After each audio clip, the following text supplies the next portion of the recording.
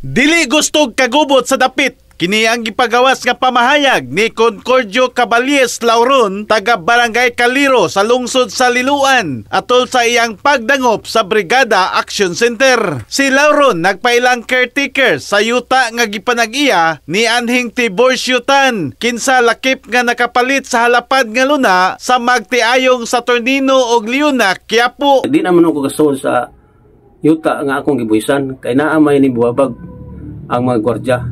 Muna ang gwardiya nag-deploy nila, akong hibawan ang Wayway company mo ay nagsugo nga gwardyahan ang yuta. Muna gusto na ko nga si Jose Pilas mo may nagpa-deploy sa gwardya, gusto ko magig-istorya niya sa personal. Nakapangutana si Lauron kung nganong gikural kini nga wala man malakip kini sa property sa maong kumpanya. Sir Jose Pilas, kanang akong pangutana nganong gikural ninyo ang yuta sa ang Tiburcio Tan nga wa man ilabot sa inyong property.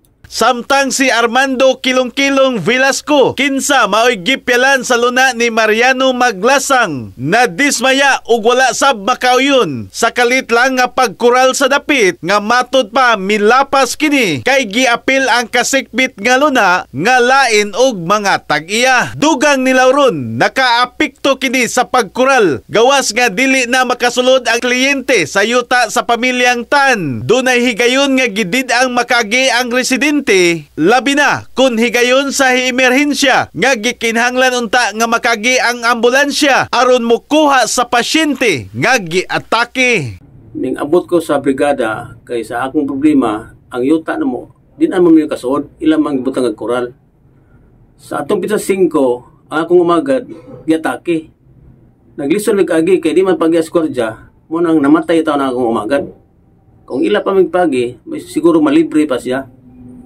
Kami din may kagi nga sige migbuhi sa among yuta. Sila ning claim walay papilis. In the heart of changing lives, ako si Brigada Alan Tangkawan sa 90.7 Brigada News FM Cebu, the Music and News Authority.